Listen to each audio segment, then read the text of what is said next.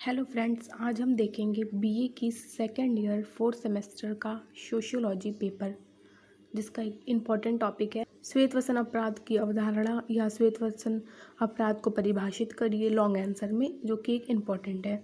ठीक है, तो हम देखते हैं वाइट कॉलर क्राइम, जिसे कि श्वेतवसन अपराध कहते हैं। आधुनिक सभ्यता के विकास के साथ ही साथ प्रत्येक देश में बड़े बड़े नेता, शासनाधिकारी, समाज सुधारक, पूंजीपति तथा धार्मिक प्रतिनिधि अपनी उच्च प्रतिष्ठा की आड़ में हृदय विदारक समाज विरोधी कार्य कर रहे हैं, लेकिन शायद ही उन्हें कभी अपराधियों की श्रेणी में रखने का कार्य किया गया है। समय समय पर कुछ विद्वानों ने इस वर्ग द्वारा किए गए अपराध पर समाज का ध्यान आकर्षित किया है। समाज की यह समस्या इतनी जटिल है कि इसे सामान्य रूप में समझना और समझाना दोनों असंभव है। ठीक है, तो समझो कि श्वेतवसन अपराध क्या होता है। मतलब कि जो बड़े बड़े पूंजीपति, समाज सुधारक, नेता या प्रशासन के जो लोग हैं, जब उनके द्वारा कोई क्राइम किया जाता है तो हम उसे वाइट कॉलर क्राइम यानी श्वेतवसन अपराध कहते हैं, जिसे कि पकड़ना बहुत मुश्किल होता है, क्योंकि आप लोग जानते हैं, क्योंकि वो बड़े बड़े शासनाधिकारी, नेता, पूंजीपति होते हैं जिनके द्वारा किया जाता है। कभी ये अपराध पकड़े भी जाते हैं, लेकिन इन पर हमारा ध्यान बहुत ज़्यादा आकर्षित नहीं होता है, क्योंकि ये बड़े लोगों द्वारा किए जाते हैं।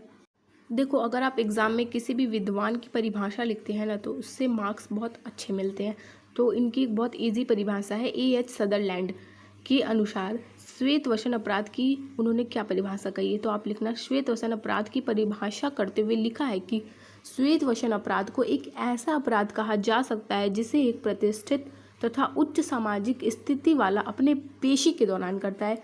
ठीक है, बहुत ईजी है। मतलब श्वेतवसन अपराध एक ऐसा अपराध होता है कि जो एक बहुत ही प्रतिष्ठित और जो उच्च, मतलब जो बहुत ही जानकार होता है, जो बहुत ही फेमस इंसान जिसे हम कहते हैं प्रतिष्ठित, ठीक है, उच्च उनकी सामाजिक स्थिति रहती है, जैसे कि नेता होते हैं, पूंजीपति होते हैं, कोई समाज सुधारक होते हैं, वो अपने पेशी के दौरान करता है और जिन्हें सामान्यतः हम बहुत जल्द नहीं पकड़ पाते हैं। तो सदरलैंड ने एक और तथ्य कहा है कि सामाजिक स्थिति वाले व्यक्ति द्वारा किए जाने वाले अपराध को हम श्वेतवसन अपराध नहीं कहते हैं। कि कोई सामाजिक स्थिति उच्च व्यक्ति है तो वो किया अपराध, हाँ, अगर वो अपनी पेशी के दौरान करेगा तो हम उसे श्वेतवसन अपराध कहेंगे। सदरलैंड ने जिस सबसे महत्वपूर्ण तथ्य को स्पष्ट किया है वह यह है कि उच्च सामाजिक स्थिति वाले व्यक्ति द्वारा किए जाने वाले सभी अपराध को हम श्वेतवसन अपराध नहीं कहेंगे, बल्कि उसके व्यवसाय अथवा पेशे के दौरान किया जाने वाला कानून विरोधी कार्य ही इस श्रेणी में आएगा। ठीक है, अब देखो एग्जाम्पल, यदि कोई इंजीनियर किसी की हत्या कर दे तो वह श्वेतवसन अपराध नहीं कहा जाएगा। ठीक है,